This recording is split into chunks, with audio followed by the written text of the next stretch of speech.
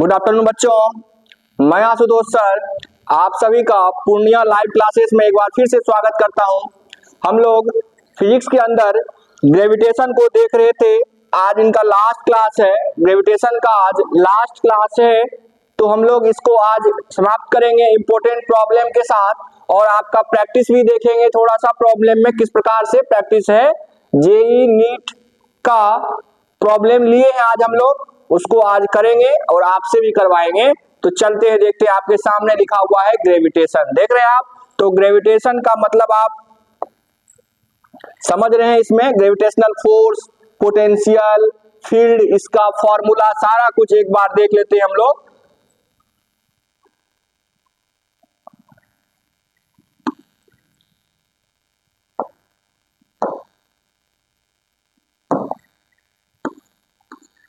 चलिए, तो ग्रेविटेशन का क्या था, सबसे पहला जो फॉर्मूला था, कुछ फॉर्मूला देखते हैं हम लोग, उसके बाद फिर सवाल को हम लोग टच करेंगे। F बराबर क्या था, G m1 m2 bye r square. याद रखिएगा, इसमें सवाल थोड़ा ट्विस्ट होगा, तो आपको m के जगह अगर कहीं सेम मटेरियल या सेम कुछ कॉपर दे दिया या आयरन दे दिया, कोई और मटेरियल दे दिया, तो वहां पे आपको डेंसिटी कंसीडर करना पड़ेगा मास के जगह पे। तो मास बराबर क्या हो जाएगा, वॉल्यूम इनटू डेंसिटी हो जाएगा। Volume into density v into rho ले लेंगे। स्फीयर होगा तो v की जगह 4/3 पाई r क्यूब। यहां भी एक सवाल बनता है।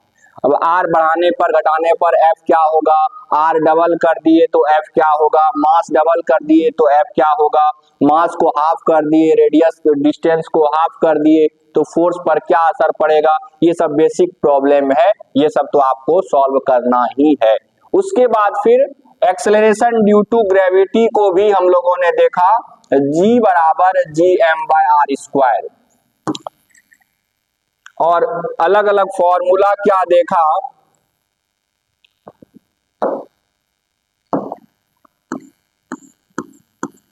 जी का फॉर्मूला देखा हम लोगों ने। एक तो शेप के कारण, जिसमें मास डेंसिटी वाला ये सब आया था, वॉल्यूम डेंसिटी वाला। एक आया था हाइट, जब ऊपर जाएंगे तो वहां पे दो केस बना था, वहां पे दो केस हम लोगों ने देखा था। जी बराबर gm/r प्लस h का होल स्क्वायर, ये देखा था हम लोगों ने। और दूसरा क्या देखा था, g dash is equal to क्या देखा था, g इंटू 1 माइनस 2h/r।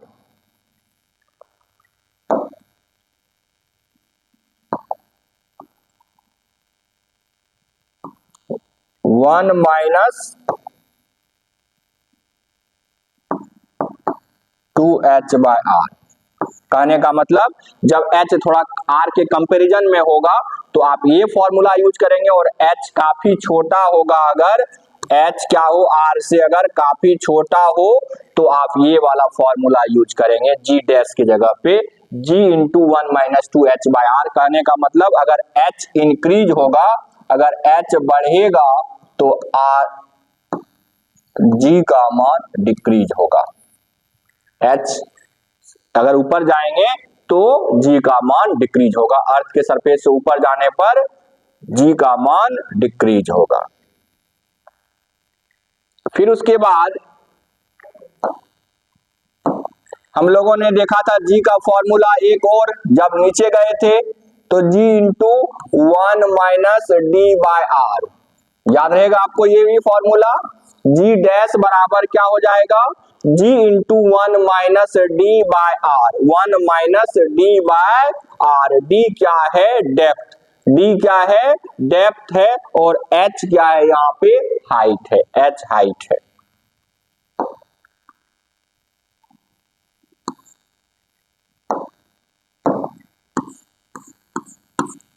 चलिए, अब एक फॉर्मूला है इंटेंसिटी का, ग्रेविटेशनल फील्ड इंटेंसिटी का। E बराबर क्या है, F/m। याद होगा ये आपको, F/m gravitational field intensity. E बराबर F/m या E बराबर फॉर्मूला क्या आया, G M by R square, G M by R square, याद रखेंगे इसको। इसका ये वेक्टर क्वांटिटी है और ये डिपेंड करेगा किस पर, सोर्स मास पर, याद रखेंगे टेस्ट मास पर नहीं। अगर क्वेश्चन में आता है it depends only on source mass, intensity gravitational field intensity only on source mass, याद रखेंगे आप। ई बराबर जी एम बाय, ई बराबर क्या हो जाएगा, G M by R square.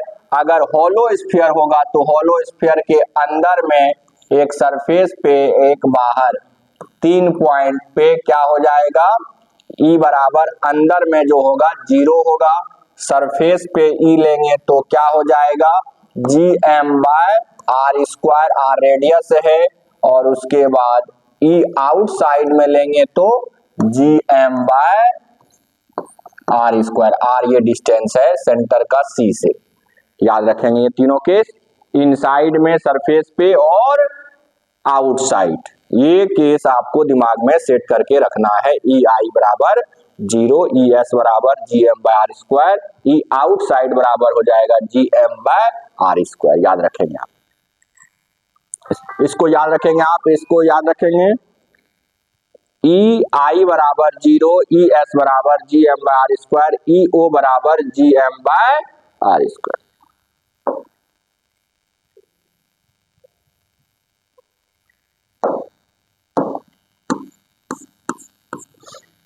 कोई प्रॉब्लम नहीं होना चाहिए यहाँ पे। ई आई ई ओ ये मतलब इनसाइड हो गया, सरफेस पे हो गया और आउटसाइड, ये तीनों केस अलग अलग केस में ले लिया हम लोग। फिर उसके बाद आप इंटेंसिटी के बाद अगर देखेंगे पोटेंशियल का, तो पोटेंशियल के लिए क्या हो जाएगा, पोटेंशियल के लिए हो जाएगा V बराबर minus G M by R, याद रखेंगे। और होलो स्फीयर के अंदर में जो पोटेंशियल होगा वो कांस्टेंट होगा, सरफेस पे तो वही minus G M by R, अंदर भी वही होगा सभी पॉइंट पे, और बाहर में minus G M by R ये होगा। तो V ये तो है V बराबर minus G M by R, और रिलेशन दोनों में E और V में क्या होगा, E बराबर minus D V by D R. ये सब पॉइंट है कुछ जो हमें बेसिक जो रिवीजन करना था, ये सब पॉइंट को देखना है। तो जो हमारा टॉपिक है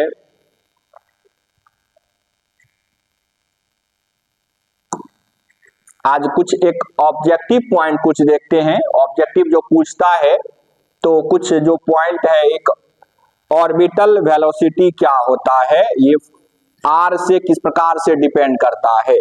कुछ अब आप देखिए कि ऑर्बिटल वेलोसिटी क्या हो जाएगा। ऑर्बिटल वेलोसिटी का फॉर्मूला अगर याद होगा आपको तो क्या लिखे थे, under root G M by R, याद होगा आपको, under root G M by R. तो ये आर पर किस प्रकार से डिपेंड करता है, आर पे किस प्रकार से वेरी करता है ऑर्बिटल वेलोसिटी। तो बहुत सारा क्वांटिटीज को लिया है हमने, लेफ्ट साइड में आप देख रहे हैं, फिर वो बढ़ेगा या घटेगा आर के साथ, और रिलेशन उसका किस प्रकार से डिपेंड करता है। तो एक क्वेश्चन ऑब्जेक्टिव इस टाइप से बनता है, ये ऑब्जेक्टिव कंपटीशन में बनता है जो लोग इग्नोर करके चलते हैं। तो हो सकता है डायरेक्ट आपको दिमाग में आप सेट कर लेना है वहां टाइम बचाने के लिए। ऑर्बिटल वेलोसिटी आर पे डिपेंड किस प्रकार से करता है, तो 1 बाय रूट आर, आप देख रहे हैं 1 बाय रूट आर देख रहे हैं, और आर बढ़ेगा तो ये डिक्रीज करेगा, आर बढ़ेगा तो ये डिक्रीज करेगा, आप देख पा रहे हैं। अगर आर बढ़ेगा, डिस्टेंस अगर बढ़ेगा तो ऑर्बिटल वेलोसिटी क्या करेगा, डिक्रीज करेगा। टाइम पीरियड टी बराबर, टी क्या होगा, टी है आर पे डिपेंड कर रहा है, टी आर पे डिपेंड कर रहा है, इस प्रकार से टी स्क्वायर है, आपको बताया था T square directly proportional to R cube, ये केपलर्स लॉ में भी है।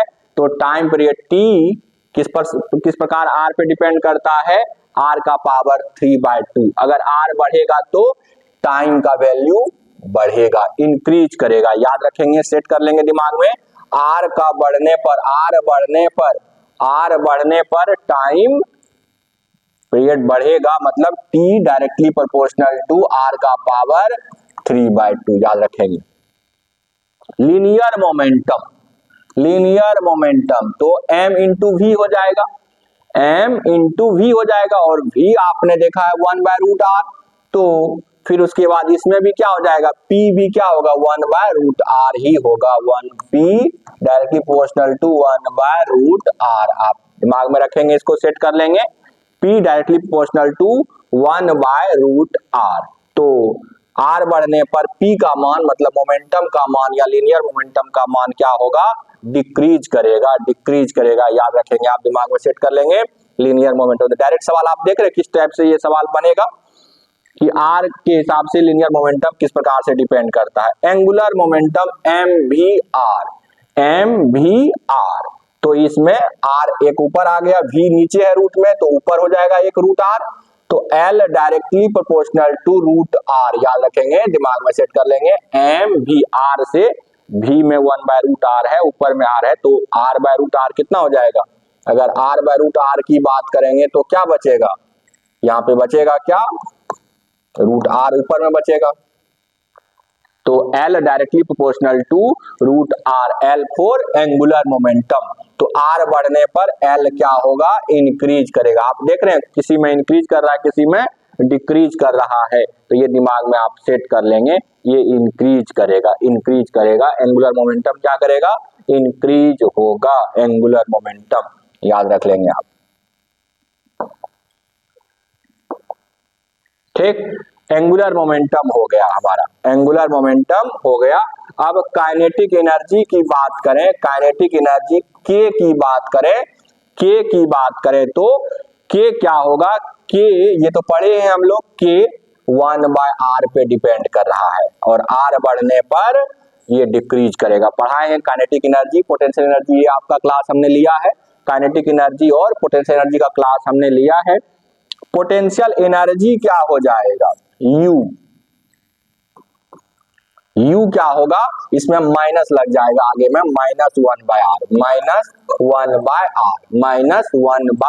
-1/r हो जाएगा, तो पोटेंशियल एनर्जी में क्या हो जाएगा, U -1/r, याद रखेंगे, पोटेंशियल एनर्जी इंक्रीज करेगा,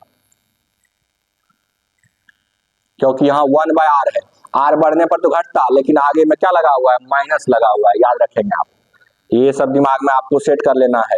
इसमें भी वही कॉन्सेप्ट है, इसमें भी r ही होगा, नीचे r ही होता है, -1/r, तो ये भी इंक्रीज करेगा r बढ़ने पर। बाइंडिंग एनर्जी को याद रखेंगे, आप भूल जाते हैं, बाइंडिंग एनर्जी में क्या होगा, 1/r होगा, बाइंडिंग एनर्जी बताया था, मैग्नीट्यूड ऑफ टोटल एनर्जी बताया था ना, तो उसमें 1/r आएगा, तो ये भी r बढ़ने पर ये डिक्रीज करेगा, ये प्लस में होता है और टोटल एनर्जी माइनस में होता है, तो एक में इंक्रीज एक में डिक्रीज, याद रखेंगे ये पॉइंट सारा, ये सारा पॉइंट आपको एक जगह कहीं नहीं मिलेगा, कहीं भी नहीं मिलेगा, यहाँ पे हमने दे दिया है आपको, एक जगह पे सारा कुछ कॉन्सेप्ट को क्लियर कर दिया। तो एक ग्रेविटी सेक्शन हो गया और एक सैटेलाइट सेक्शन से रिलेटेड सारा कुछ आ गया, यहाँ पे आप देख रहे हैं ना, सारा प्रॉब्लम इसी में है सैटेलाइट सेक्शन का। सैटेलाइट दो पार्ट में बटा हुआ है ग्रेविटेशन, एक ग्रेविटी सेक्शन जिसका चर्चा की अभी हम इससे पहले, और एक सैटेलाइट सेक्शन है, तो ये सैटेलाइट सेक्शन का सारा कुछ यहाँ पे आ गया। चलते हैं कुछ इंपॉर्टेंट सवाल जो एम्स में, नीट में और जेई में आया हुआ है, उसको हम लोग डिस्कस करते हैं। हमने ऐसा नहीं लिखा है सवाल में कि एम्स या नीट या जेई का है, लेकिन आपको सवाल देख करके उसका स्टैंडर्ड देख करके पता चल जाएगा। चलिए, तो पहला सवाल है, अब आपके सामने प्रॉब्लम आ गया जिससे आप डरते हैं, आपको भी सॉल्व करना है, आपको ही बताना है, कुछ हम बताएंगे कुछ आपको करना है। चलिए देखते हैं।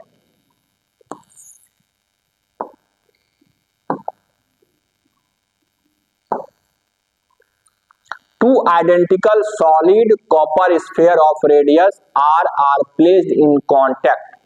दो है, देखिए अब कॉपर लिख दिया है, आप दिमाग में सेट कर लीजिए, यहाँ पे दो स्फीयर है, दोनों को एक दूसरे के कांटेक्ट में रख दिए हैं, दोनों का रेडियस r है, तो यहाँ कॉपर ले लिया है, आपको मटेरियल दे दिया है, इसका मतलब आपको यहाँ डेंसिटी का कॉन्सेप्ट यूज होगा। दोनों के बीच में डिस्टेंस कितना है आर आर, 2r सेंटर का डिस्टेंस हो गया, रेडियस r है, दोनों का सेम आइडेंटिकल है। The gravitational attraction between them is proportional to, मतलब F जो है वो F R पर किस प्रकार से डिपेंड कर रहा है, ये चार में से एक ऑप्शन आपको बताना है। कुछ लोग तो बिना बताए ही एक लॉ ठोक देंगे, इनवर्स स्क्वायर लॉ, क्या ये वाला लॉ, ये डायरेक्ट कर देंगे, डायरेक्ट सवाल बना देंगे, ये वाला आंसर दे देंगे, लेकिन नहीं, ये गलत है, ये आंसर तो है ही नहीं, बी नंबर नहीं, बी नंबर आंसर इसका नहीं है, ये दिमाग में आप सेट कर लीजिए, बी नंबर आंसर नहीं है। तो क्या हो जाएगा, यहाँ आर है, यहाँ आर है, C1 और C2। चलिए तो F बराबर क्या लिखेंगे, F बराबर क्या लिखेंगे, G(m1 m2 bye r square), ठीक है। m1 और m2 का मान क्या रखेंगे आप, m1 बराबर वॉल्यूम गुना डेंसिटी 4/3 पाई r³ गुना रो, m2 बराबर क्या रखेंगे, वही चीज v इंटू रो, सेम 4/3 पाई r³ गुना रो, और r बराबर क्या रख देंगे, डिस्टेंस कितना हो गया 2r हो गया, कोई प्रॉब्लम नहीं यहाँ पे। अब सबका वैल्यू रख देते हैं इसमें,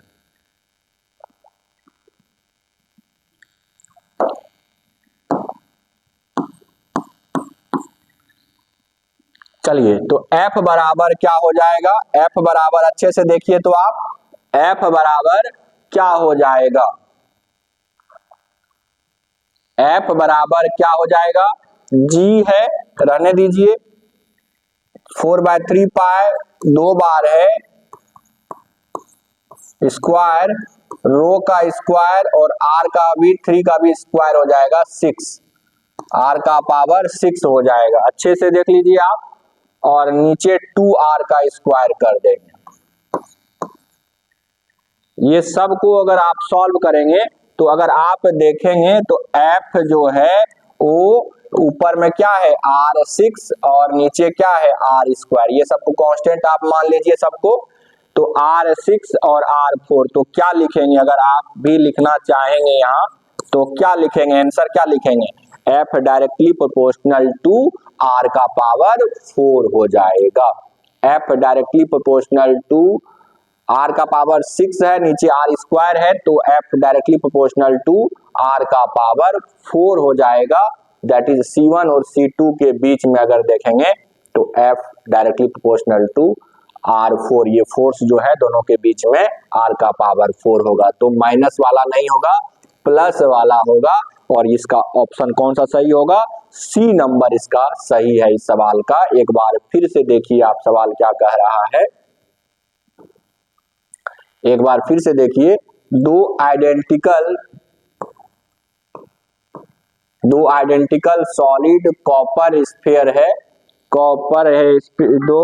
दो आइडेंटिकल सॉलिड कॉपर स्फीयर है, जिसका की क्या दिया हुआ है, डेंसिटी सेम दे दिया है और रेडियस दोनों का r दे दिया है, और दोनों को एक दूसरे के कांटेक्ट में रखा है हमने, याद करिए आप, दोनों को क्या किया है हमने, दोनों को एक दूसरे के कांटेक्ट में रखा है, तो C1 और C2 के बीच का दूरी क्या हो गया, दैट इज r क्या हो गया 2r, यहां से सवाल ये भी आ गया, और मास दोनों का लिख लेंगे, m1 m2 volume into density, क्योंकि बताया कॉपर या सेम मटेरियल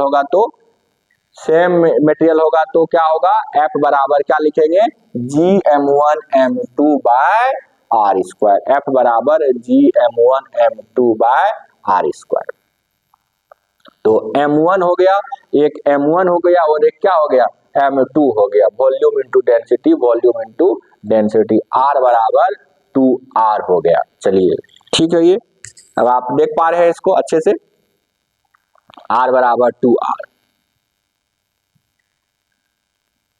तो इसके बाद इसका वैल्यू पुट कर दीजिए आप, Gm1 m2 हो गया, तो सबका वैल्यू अगर आप पुट करेंगे तो r का पावर ऊपर में 6 है, ऊपर r का पावर 6 है, नीचे r स्क्वायर है, तो कुल मिला के r का पावर क्या बचेगा 4 बचेगा, r का पावर 4 हो जाएगा, r का पावर 4 हो जाएगा।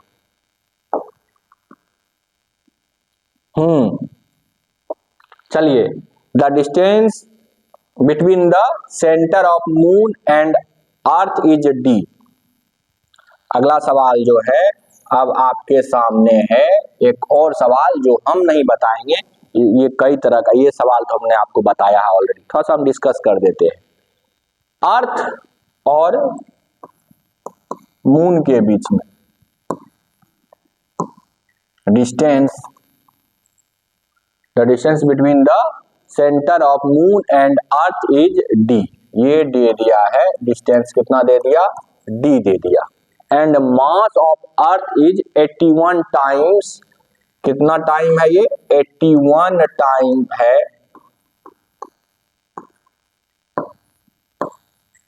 81 times the mass of moon, the mass of moon. एक का मास, अर्थ का मास कितना हो गया, अगर ये m है तो इसको कितना लिख लेंगे, 81 m लिख लेंगे, याद है, ये सब चीज बन जाएगा। At what distance from the centre of the earth the gravitational force will be zero. कहीं कहीं पे x डिस्टेंस मान लो, ये पॉइंट P हो गया, तो इधर कितना हो गया, d माइनस एक्स हो जाएगा डिस्टेंस, कोई प्रॉब्लम नहीं इसमें। एक x ले लिया तो ये क्या हो जाएगा, d माइनस एक्स ले लिया। अब क्या करेंगे, G M1 M2, ये पॉइंट पे P पॉइंट पे, ये मतलब ये इलेक्ट्रिक फील्ड लिख रहे हैं हम, तो G 81 M by X square बराबर क्या लिखेंगे, G into M by D minus X का स्क्वायर। इसको सॉल्व कर लेना है, स्क्वायर रूट ले लेना है और यहां से आपको x का वैल्यू निकाल लेना है, तो इसी को सॉल्व करना है, ये आपको बना लेना है, कर सकते हैं। ये कॉन्सेप्ट बता दिया है, क्या बोला गया है कि दो मास के बीच में या अर्थ और मून के बीच में इतना डिस्टेंस है और एक दूसरे के मास में ये रिलेशन दिया हुआ है 81 टाइम्स। तो what is value of x so that at P gravitational field या gravitational force will be zero. ये समझिए, यहाँ पे इस पॉइंट पे हमने फील्ड को ही जीरो कर दिया। किस पॉइंट, या कोई m एक मास ले लेंगे, एक मास m ले लेंगे, तो यहाँ G M1 M2 by X square, G M1 M into D minus X square, तो आप O तो M कट ही जाएगा, कैंसिल हो जाएगा। E1 बराबर E2 कर दिए हम कुल मिला के, तो इस पॉइंट पे P पॉइंट पे मान लिए कि ये ग्रेविटेशनल फील्ड जीरो है, ग्रेविटेशनल फील्ड क्या है, जीरो मान लिया। तो शायद ये सवाल आपसे अब बन सकता है, हमने बताया है, लेक्चर लिया है, इसके ऊपर लेक्चर हमने लिया है, इसके ऊपर हमने लेक्चर लिया है, और आपको ये चीज आपको बना लेना है, इसको आपको कर लेना है, सॉल्व कर लेना है। चलिए, इसका अगला सवाल क्या है, देखिए तो अगला सवाल क्या है, अगला सवाल में है एक लाइट प्लैनेट ले लिया है, वो रिवॉल्व कर रहा है। एक अच्छा सवाल है ये भी एक अच्छा सवाल है, अच्छा सवाल आपके सामने आ गया। नंबर 3 नंबर जो प्रॉब्लम है, एक अच्छा सवाल आ गया, क्योंकि इसमें बहुत सारा कॉन्सेप्ट यूज होगा। कि क्या दे दिया है, एक लाइट प्लैनेट है जो रिवॉल्व कर रहा है around a very massive star in a circular orbit of radius r। एक जो है हमने क्या ले लिया है, लाइट प्लैनेट ले लिया है, एक छोटा सा प्लैनेट ले लिया है, एक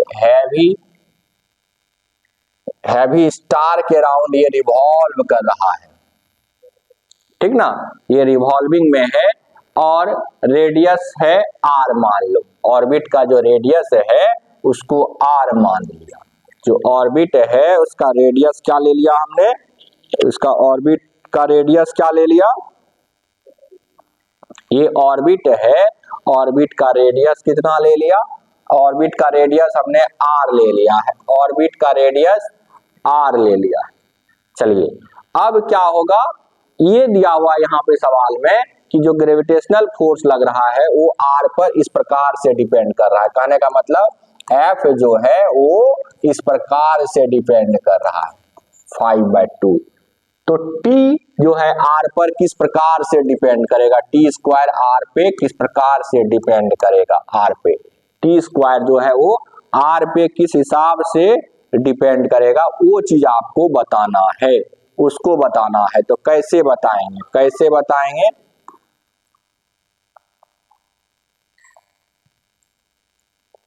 चलिए बनाते हैं इसको। सबसे पहले जो सवाल लिखा हुआ है उसके हिसाब से, दो मास है मान लीजिए, तो उसके बीच में फोर्स क्या होगा, F बराबर GMM बाय R का पावर 5/2, ये ग्रेविटेशनल फोर्स हो गया।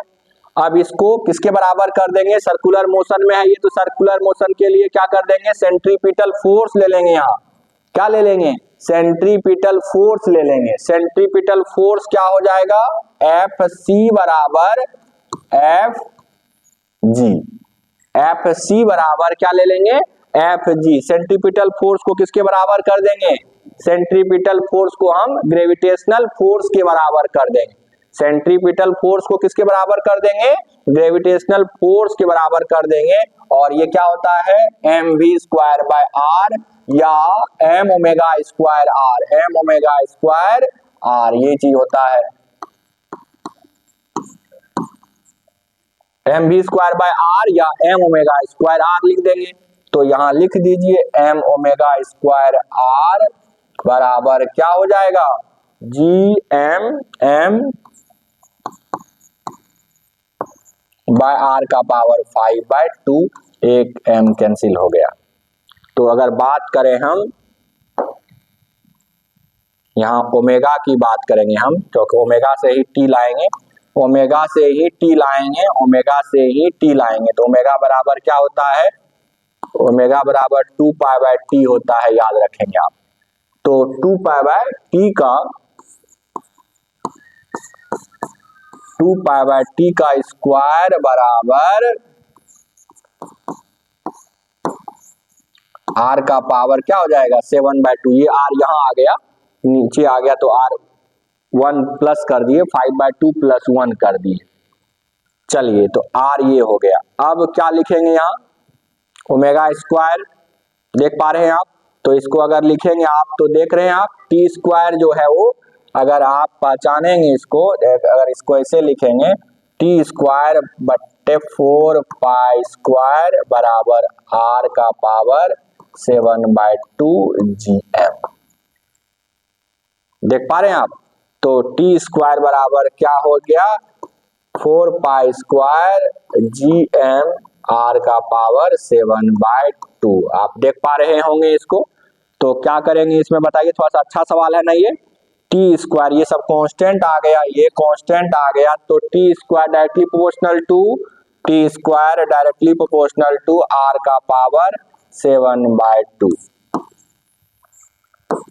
T square directly proportional to r का power 7/2, T square directly proportional to r का power 7/2, 7/2, T square directly proportional to r का पावर 7/2। इसको दिमाग में आप सेट कर लीजिए, ये चीज को आपको सेट कर लेना है। कैसे आया ये, कैसे बनाए हम लोग, कैसे किए आखिर,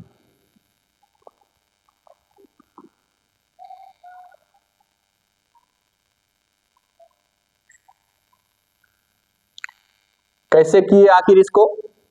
मान लिया है एक प्लानेट है, ये चीज दिया हुआ है, रिवॉल्व कर रहा है, एक स्टार के, एक बड़ा सा स्टार के अराउंड घूम रहा है। तो यहाँ पे दो कॉन्सेप्ट लिया है, एक ग्रेविटेशनल फोर्स का और एक सेंट्रीपिटल फोर्स का। इस सवाल के लिए, इस सवाल में आपको r स्क्वायर नहीं दिया है नीचे में, यहाँ पे क्या दिया है, r का पावर 5/2। तो ये ओमेगा जो है, ओमेगा या टाइम जो है वो r पर किस हिसाब से डिपेंड कर रहा है। तो हमारा ऑप्शन जो आया है ये बी नंबर आया, T square directly proportional to r का पावर 7/2। कैसे कैसे किए हैं, m ओमेगा स्क्वायर r लगा दिए सेंट्रीपिटल फोर्स के जगह पे, और FG के जगह पे ये लगा दिए, देख रहे हैं आप। फिर उसके बाद क्या किए, यहाँ पे आप देख पा रहे हैं ये चीज, एम ओमेगा स्क्वायर आर बराबर G M M by R का पावर 5/2। फिर उसके बाद ओमेगा को क्या किए, एम एम कैंसिल हो गया, 2 पाई/t लिख दिए ओमेगा की जगह, ओमेगा की जगह क्या लिख दिए, ओमेगा की जगह 2 पाई/t लिख दिए उसका स्क्वायर, और जी एम बाय आर का पावर 7/2 कैसे हो गया, ये आर को ले गए नीचे, तो 7/2 हो गया आर का पावर। फिर यहाँ से आप ये लिख सकते हैं, इस टाइप से इसको बदल सकते हैं, टी स्क्वायर रिवर्स कर दिए या इन्वर्स कर दिए तो T square 4 pi square R का पावर 7/2 बाय जी एम, फिर उसके बाद T square directly proportional to R का पावर 7/2। ये आप कर सकते हैं इस प्रकार से। ये सवाल तो बनना चाहिए था, लेकिन थोड़ा अच्छा सवाल था जिसमें ग्रेविटेशनल फोर्स और इसी टाइप का सवाल सब पूछता है, थोड़ा सा ट्विस्ट करेगा हल्का सा। अब यहाँ ओमेगा बराबर 2 पाई/t और एक सेंटीपिटल फोर्स का फॉर्मूला लिखना है एम ओमेगा स्क्वायर आर। सवाल जिस टाइप से पूछता है, जो कॉन्सेप्ट उठाएगा उसको हम डील कर पा रहे हैं उसको। अब यहाँ पे r का पावर 3/2 लिख देता, वहां पे ये जो है 5/2 की जगह 3/2, तो सवाल बना लेंगे। n दे देगा, n/2 दे देगा, कुछ भी दे देगा, तो उससे सवाल हम बना लेंगे। तो सवाल आप सॉल्व कर सकते हैं, अगर चाहिएगा तो ये सवाल आप कर सकते हैं। चलिए अगला सवाल है, अब आपके सामने है, फिर से एक सवाल आ गया। If the distance between the earth and the sun were half its present value. पहला जो अभी वैल्यू है वो क्या है, डिस्टेंस कितना है, आर डिस्टेंस है। मान लीजिए डिस्टेंस आर ले लिए, ये आर रेडियस मत समझिएगा, डिस्टेंस लिए है आर। अब जो है हाफ कर दीजिए डिस्टेंस को, ठीक। और ये T1 बराबर क्या ले लीजिए, कितना दिन होता है एक साल में, 365 दिन और 6 घंटा। अभी 365 ही मान लीजिए, 365 दिन मान लीजिए, 300 इतना टोटल होता है। अगर आप देखेंगे तो 365.25 डेज होता है, याद रखें, अगर पूछे एग्जैक्ट 365.25 डेज। तो T1 का मान दे दिया है। अब आपसे पूछा है कि T2 क्या हो जाएगा।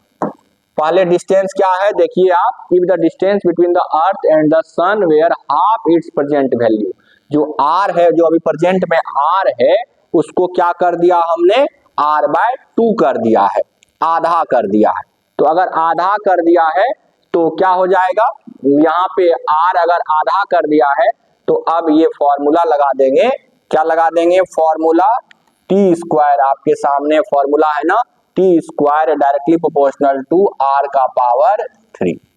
ये फॉर्मूला है आपके सामने, T square directly proportional to R का पावर 3 है। तो T1 का स्क्वायर बाय क्या हो जाएगा, T2 का स्क्वायर बराबर क्या हो जाएगा, R1 का पावर 3 R2 का पावर 3। याद रखें, ये आप कर सकते हैं। T1/T2 यही करेंगे ना, टी स्क्वायर, ये तो केपलर्स लॉ में ही देखे हैं हम लोग कि टी और आर में रिलेशन किस प्रकार से है। केपलर्स लॉ पढ़ा है ना हम लोगों ने। केपलर लॉ में क्या देखा कि टी और आर में कुछ ना कुछ क्या है, रिलेशन है, टी और आर में रिलेशन है। तो क्या रिलेशन है, T square directly proportional to R का पावर 3, T1 का स्क्वायर T2 का स्क्वायर लिख दिए, और R1 का क्यूब R2 का क्यूब। लग रहा होगा कि यही सब सवाल है, यही सब सवाल तो आता है कंपटीशन में, इसी टाइप का तो सवाल बनता है। तो T1 का स्क्वायर T2 का स्क्वायर कर दिए, R1/R2 कर दिए। अब देखिए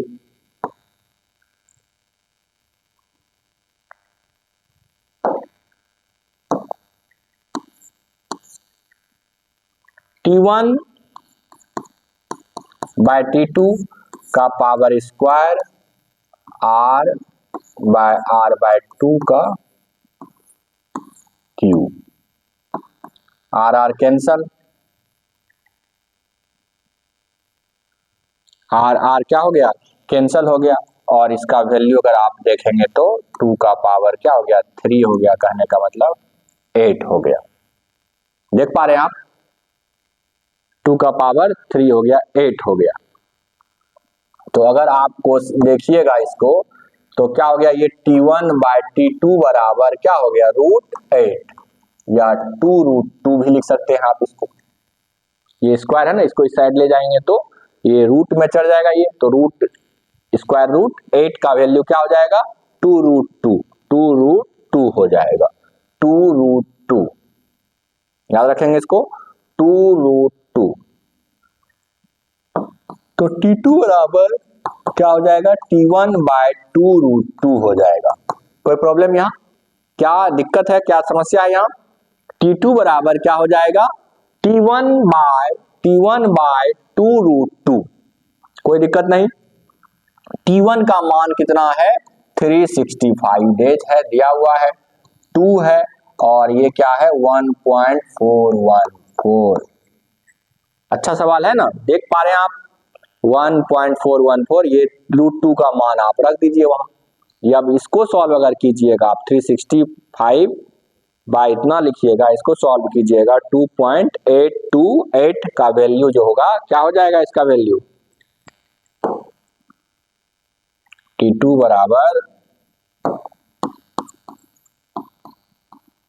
बराबर क्या हो जाएगा, 365 बाय 2.828 ये हो गया।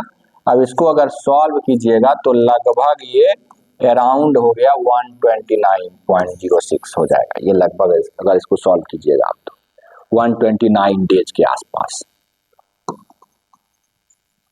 तो एक साल का समय हो जाएगा, 129 दिन हो जाएगा।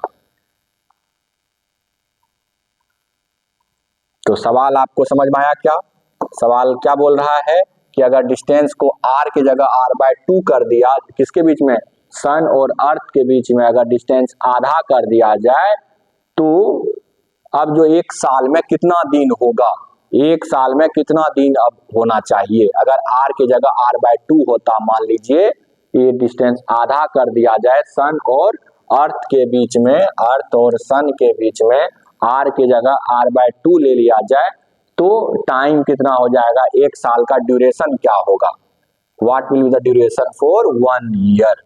तो न्यू ड्यूरेशन पूछा है आपसे, न्यू ड्यूरेशन क्या हो जाएगा, तो केपलर लॉ के हिसाब से बनेगा। केपलर लॉ जो बोला है थर्ड लॉ, उसमें T² that is proportional to R3, तो T1 का स्क्वायर T2 का स्क्वायर ले लेंगे बराबर R1 का क्यूब बाय R2 का क्यूब ले लेंगे। इसमें कहीं कोई दिक्कत, कोई प्रॉब्लम नहीं होना चाहिए।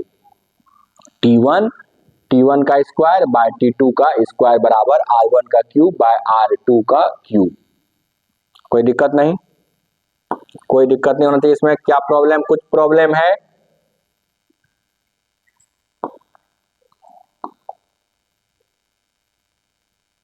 इसके बाद T1 बाय T2 का कर दिए स्क्वायर, देख रहे हैं आप, R/2 लिख दिए, 2 ऊपर चला गया तो 2 का पावर 3 8 हो गया। T1 अब स्क्वायर रूट लगा दिए, T1 बाय T2 बराबर √8, √8 को क्या लिखेंगे, 2√2 लिखेंगे। याद रहेगा आपको? क्या कोई प्रॉब्लम इसमें नहीं है ना, 2√2 लिखेंगे। कितना लिखेंगे, 2√2 लिखेंगे। तो T2 बराबर क्या हो जाएगा, T1 बाय 2√2, T1 के जगह पे हमने क्या दे दिया 365। अब 2√2 का मतलब क्या होगा, 2 इंटू 1.414 ये चीज। चलिए अब ये 365, इसका ये वैल्यू आप निकाल सकते हैं, अगर सॉल्व करेंगे तो इसका आंसर आ जाएगा 129 डेज। इसमें कहीं कोई प्रॉब्लम नहीं होना चाहिए आपको, इसमें कोई दिक्कत नहीं होना चाहिए। सवाल अच्छा था, इसको आपको ट्राई करना है, एक दो बार आपको खुद से सवाल को ट्राई करना है, आपको अपने से सवाल को ट्राई करना है। चलिए अगला जो सवाल है, अगला जो सवाल है वो क्या है, अब सिंपल पेंडुलम पर आधारित आ गया। तो सिंपल पेंडुलम और जी में कुछ रिलेशन है, सिंपल पेंडुलम और जी में क्या है, कुछ ना कुछ रिलेशन है। क्या रिलेशन है बताइए? टी जो था वो 2π√L/G। टी बराबर क्या है फॉर्मूला, 2π√L/G है। टी बराबर 2π√L/G, ये फॉर्मूला होता है सिंपल पेंडुलम के लिए। टाइम पीरियड का जो फॉर्मूला होगा ये फॉर्मूला होगा, T बराबर 2 pi under root L by G. से simple pendulum has a time period T1 when on earth surface. अगर अर्थ सरफेस पे पेंडुलम है, अर्थ सरफेस पे अगर पेंडुलम है तो उसका टाइम पीरियड का फॉर्मूला क्या हो जाएगा, T1 बराबर हो जाएगा 2 pi under root L by G, under root L by G, and T2 when taken to a height r above the earth surface। तो T2 हो गया, एक T1 हो गया, T1 और एक T2। तो T1 बराबर क्या लिखेंगे, वही 2 pi under root L by G, और T2 बराबर क्या लिखेंगे, 2 pi under root L by G dash. H height ऊपर ले गए हैं तो G का वैल्यू G डैश लिख रहे हैं, G डैश और G। एक बार सरफेस पे G लिए हैं, L बाय जी, L नहीं बदले हैं, सिर्फ G बदला है, G के जगह G डैश लिख दिए। समझ में आ गया बात, ये कहानी समझ में आया है क्या। तो what is ratio of T2 and T2 and T2 bye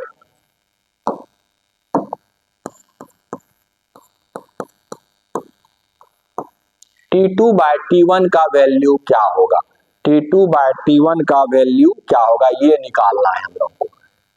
तो what is ratio of T2 and T1, तो कैसे निकालेंगे इसको, चलिए। तो T बराबर क्या हो जाएगा फॉर्मूला, 2 पाई ये तो लिख लिए हैं, तो T2 बाय T1 लिख रहे हैं ना, 2 पाई ये सब कैंसिल हो गया, तो क्या बचा है T2 by T1, G by G dash, यही तो बचा है ना, G बाय G डैश हो जाएगा, ये फॉर्मूला है। और G बराबर क्या होता है, GM बाय आर स्क्वायर, और G डैश बराबर क्या हो जाएगा, GM by R plus H का होल स्क्वायर। बताए थे R प्लस एच का होल स्क्वायर, H के जगह R हो गया तो इसका स्क्वायर हो गया।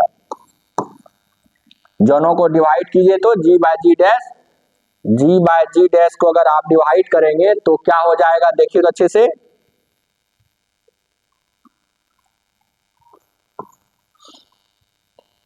G बाय अगर G डैश करेंगे तो क्या हो जाएगा, GM by R square cut गया, आर स्क्वायर भी कट गया, तो क्या हो जाएगा, 2 का स्क्वायर बचेगा। किसका स्क्वायर बचेगा, 2 का स्क्वायर बचेगा। तो T2 बाय T1 का अगर देखेंगे यहाँ पे क्या लिखेंगे, 2 का स्क्वायर कहने का मतलब ये 2 आ जाएगा, रूट चढ़ा हुआ है, तो 2:1 हो गया, यही आंसर हो जाएगा। तो कौन सा इसमें से होगा, डी नंबर सही आंसर होगा। आप समझ पा रहे हैं, T बराबर क्या है फॉर्मूला, T बराबर है 2 pi under root L by G, T बराबर है 2 pi under root L by G. T का फॉर्मूला सिंपल पेंडुलम का क्या होगा, अच्छा सवाल है ना जी, ये मतलब दोनों चैप्टर को मिला करके दे देता है। तो जेई में आया हुआ है, जेई का ये सवाल है, ये आया हुआ है जेई में, तो आसानी से नहीं लेंगे, थोड़ा सा वहां दिमाग लगेगा कि G डैश का वैल्यू क्या होगा, GM by R plus H का स्क्वायर कर देंगे। तो थोड़ा सा आपको वहां सोचना है कौन सा फॉर्मूला कहाँ यूज होगा, ये तो दिमाग आपको लगाना है। L बाय जी डैश, ये टाइम पीरियड जब ऊपर गए, हाइट R पर गए, एक बार यहाँ सरफेस पे है, इस पॉइंट पे है एक बार, और एक बार कहाँ चले गए, थोड़ा सा ऊपर चले गए, R ऊपर चले गए इस पॉइंट पे, और ये A पे पॉइंट पे। तो एक बार G लिए है, एक बार G डैश लिए है, वहां टाइम पीरियड लिखने के लिए। L में कोई चेंज नहीं, दोनों को डिवाइड कर लिए तो G बाय G डैश, और G बाय G डैश का वैल्यू 2 का स्क्वायर, तो रूट में आ जाएगा, तो 2 स्क्वायर 2:1, इसका आंसर क्या हो जाएगा, कौन सा सही हो जाएगा, 2 हो जाएगा, इसका आंसर सही हो जाएगा। तो क्या जो कॉन्सेप्ट हम दे रहे हैं, जो कॉन्सेप्ट दे हैं उस पर सारा सवाल बन रहा है कि नहीं, कोई सवाल भी इधर उधर कुछ भी नहीं जा रहा है। अगर आप अच्छे से इसको करेंगे, अगर अच्छे से इसको सॉल्व कर लेंगे तो शायद ये आपसे नहीं छूटने वाला, इस चैप्टर का एक सवाल भी नहीं छूटेगा आपसे।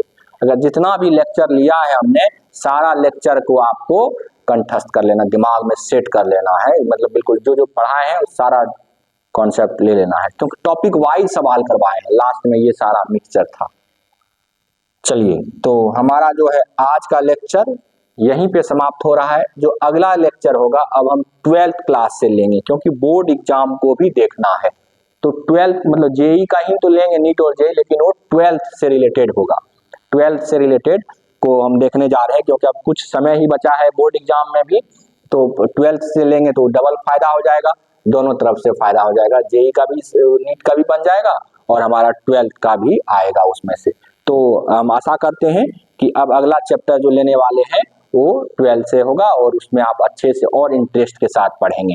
लेकिन इसको एक भी इसका टॉपिक, इसका लेक्चर को आपको छोड़ना नहीं है, क्योंकि सारा कॉन्सेप्ट सिखा दिया हमने ग्रेविटेशन से। इससे ज्यादा कहीं भी शायद कंटेंट नहीं होगा।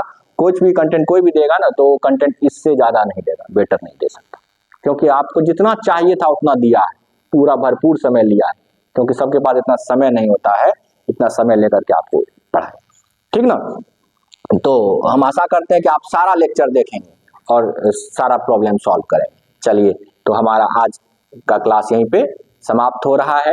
आपके लिए हम अगला जो टॉपिक लेंगे उस टॉपिक को आपको अच्छे से तैयार रखना है, 12th से रिलेटेड ही होगा। बिल्कुल हम लोग 12th मतलब 12th बोर्ड एग्जाम में जो चैप्टर है उसको लेने वाले हैं, जेई और नीट को देखते हुए चलेंगे उसको। ठीक ना, लेते हुए चलेंगे। चलिए, धन्यवाद, थैंक यू। आज के लिए हमारा क्लास यही समाप्त होता है।